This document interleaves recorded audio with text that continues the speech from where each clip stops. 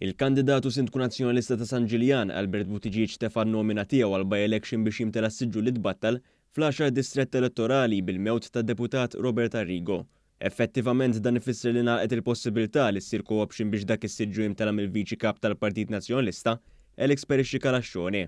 Kemm sorsi fil-Partit Nazzjonalista kif ukoll il-medja tkellmu ċar dwar il-fatt li Bernard Grech kien twebbel li jikkooptja lil Perixxi-Kalaxxoni minkejja li meta nkixef li kienet jagħmel pressjoni biex ma jintefgħux nomini minn kandidati fuq dak id-distrett kien ċaħad.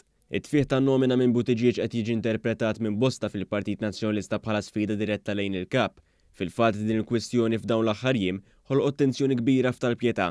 Perixxi-Kalaxxoni kien l-uniku kandidat li ħareġ għall-elezzjoni ta' Viċi Kap ftit ilu u kellu jiġi aċċettat mill-fazzjoni differenti anke jekk b'nofs qalb. Madankollu quddiem il-kwistjoni tal-mini tas-siġġu fl-10 distrett u Buttigieg u ta' madwaru mhux lesti jħallu li dan is-siġġu parlamentari jieħdu xi ħadd ieħor. Dan għamluh ċar mill-ewwel bil-messaġġi li bagħtu lil Bernard Grech li bihom għamlu ilu ċara li jew jagħmel kif jgħidulu jew inkella ħażin għalih.